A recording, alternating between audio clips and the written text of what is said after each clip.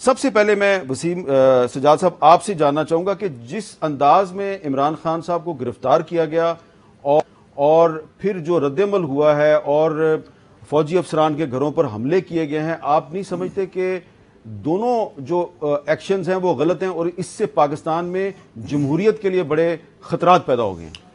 پہلی چیز تو یہ ہے جی کہ جس طریقے سے ان کو گرفتار کیا گیا اور جو الزام لگایا جا رہا ہے وہ یہ بھی ہے کہ تشدد کیا گیا، تو قانون تشدد کی بالکل اجازت نہیں دیتا۔ دوسری چیز یہ ہے کہ ہائی کورٹ کے احاطے سے گرفتاری، یہ گو اس کے بارے میں کوئی واضح قانون نہیں ہے کہ یہ نہیں ہو سکتی، لیکن ایک آپ کہہ سکتے ہیں کہ روایت ہے کہ جو ہائی کورٹ ہے یا سپریم کورٹ ہے یا کوئی عدالت ہے، یہ ایک قسم کا ایک سیف ہیون ہوتا ہے۔ وہاں جب شخص پہنچ جائے تو اس کو عدالت سے ریلیف لینے کا، اس کے سامنے پیش ہونے کا پورا موقع ملنا چاہیے۔ تیسری بات جو آپ نے کہی کہ جی ورکرز جو ہیں وہ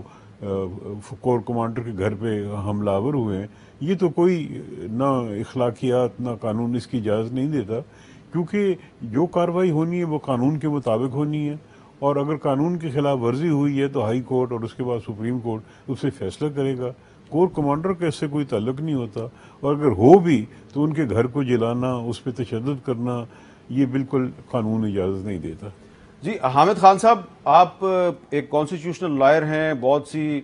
کتابوں کے مصنف بھی ہیں آپ تو، اور تحریک انصاف سے آپ کا تعلق بھی ہے، تو یہ جو آج جس طریقے سے پہلے عمران خان صاحب کی گرفتاری ہوئی ہے اور پھر جو اس کا رد عمل ہے، آپ نہیں سمجھتے کہ کور کمانڈر لاہور کے گھر پر حملے سے عمران خان صاحب کے لیے مزید مسائل پیدا ہوں گے؟ دیکھیے بات یہ ہے کہ جس طرح سے جیسے صاحب نے کہا، جس طرح گرفتاری عمل میں لائی گئی ہے کورٹ کے پریمیسز میں جہاں وہ عدالت میں پیش ہونے آئے تھے، وہ اٹسیلف ایک بہت افسوسناک اور قابل مذمت بات ہے۔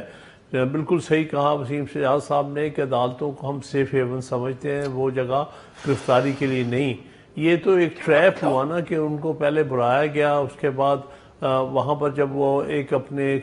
عدالتی عمل کے حوالے سے اس کمرے میں گیا اور وہاں پر تشدد بھی ہوا، اس کے اوپر جس طرح انہیں گرفتار کیا گیا، جس انداز سے گرفتار کیا گیا، وہ دونوں ہی بہت ہی افسوسناک اور قابل مذمت ہے۔